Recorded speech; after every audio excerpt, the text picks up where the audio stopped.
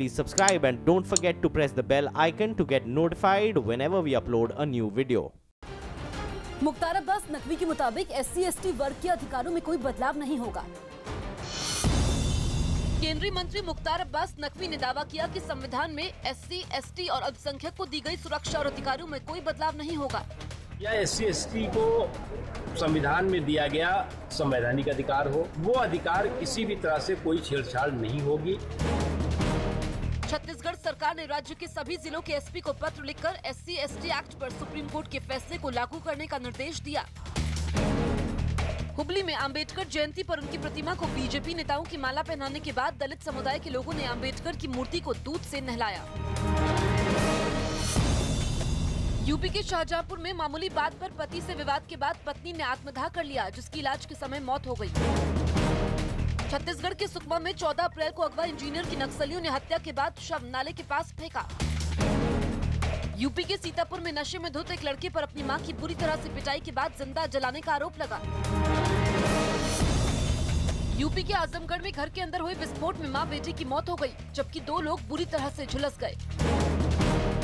दिल्ली के नरेला में जूता फैक्ट्री में लगी आग पर दमकल की 20 गाड़ियों ने कड़ी मशक्कत के बाद काबू पाया। हरियाणा के पंचकुला में 6 साल की बच्ची से अश्लील हरकत करने के आरोप में लोगों ने एक लड़के को पकड़कर पुलिस को सौंप दिया। दिल्ली यूनिवर्सिटी की एक रिसर्च टीम ने दिल्ली में यमुना के पानी की जांच की, जिसमें हैरान करने वाले नतीजे सामने आए। नतीजों के मुताबिक दिल्ली में यमुना के पानी का प्रदूषण अब भी खतरनाक स्तर पर बना हुआ है। कमेटी से जुड़े वैज्ञानिकों का दावा है कि नदियों के पानी में आमतौर पर मिलने वाले 17 कण दिल्ली में यमुना के पानी में नहीं मिले। ये 17 कण खास तरह के बैक्टीरिया हैं जिन्हें सिलिएट कहा जाता है। ये बैक्टीरिया नेचुरल प्यूरिफायर की तरह होते हैं जो पानी में गंदगी को कम करने के लिए बेहद जरूरी होते हैं, लेकिन दिल्ली में यमुना का पानी दाखिल होते ही ऐसे 7 बैक्टीरिया पानी से खत्म हो जाते हैं। दिल्ली के वजीराबाद बैराज तक पानी के पहुंचते ही ऐसे 5 कण और गायब हो जाते हैं, तो यमुना के पानी के ओखला तक पहुंचते पहुंचते बचे हुए 5 कण भी खत्म हो जाते हैं, जिससे यमुना का पानी बेहद जहरीला हो जाता है। जबकि उत्तराखंड में यमुना के पानी की जांच करने पर इन कणों की गिनती 17 नहीं बल्कि 37 पाई गई, जिनकी वजह से यमुना का पानी दिल्ली के मुकाबले कहीं ज्यादा साफ होने का दावा किया गया। इससे पहले CPCB यानी सेंट्रल पोल्यूशन कंट्रोल बोर्ड भी दावा कर चुका है कि दिल्ली में यमुना का पानी बेहद प्रदूषित है। CPCB की रिपोर्ट दावा करती है कि दिल्ली के 21 अहम नालों में 18 नालों का गंदा पानी यमुना में मिलता है। दिल्ली में फैक्ट्रियों से निकलने वाले केमिकल भी यमुना के पानी को जहरीला बना रहे हैं। जानकार दावा कर रहे हैं कि अगर यही हाल रहा तो दिल्ली में महामारी फैलने की वजह यमुना का पानी ही बन सकता है। गुजरात के अहमदाबाद में एक लड़की से छेड़खानी के बाद 2 गुटों में हिंसक झड़प हो गई। दोनों गुटों में जमकर पथराव हुआ। इस बीच कई गाड़ियों में आग लगा दी गई। घटना की खबर मिलते ही पुलिस भी मौके पर पहुंच गई। फिलहाल घटनास्थल पर शांति है और पुलिस ने मोर्चा संभाल लिया है।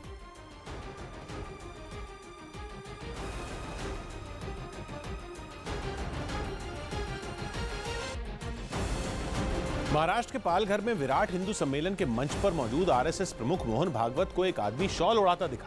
मोहन भागवत ने वहां अयोध्या में विवादित जगह पर ही राम मंदिर बनाए जाने का दावा किया, जिस पर एक बार फिर सियासी घमासान छिड़ गया। कार्यक्रम में सम्मानित किए जाने के बाद मोहन भागवत ने राम मंदिर का राग छेड़ा। सत्य आहे तर सत्य आहे, मंदिर जिथे होतं मंदिर तिथे झालं पाहिजे। कार्यक्रम में RSS प्रमुख ने दावा किया कि भारत के मुस्लिम समुदाय ने राम मंदिर नहीं तोड़ा, बल्कि भारतीयों का मनोबल तोड़ने के लिए विदेशी ताकतों ने मंदिर को तोड़ा। भागवत ने यह भी दावा किया कि अयोध्या में राम मंदिर नहीं बनने से हिंदू संस्कृति की जड़ें कट जाएंगी। राम मंदिर पर भागवत के बयान के बाद सियासत गरमाते देर नहीं लगी और विपक्ष ने मामला सुप्रीम कोर्ट में लंबित होने के बावजूद मोहन भागवत के इस बयान पर ऐतराज जताया।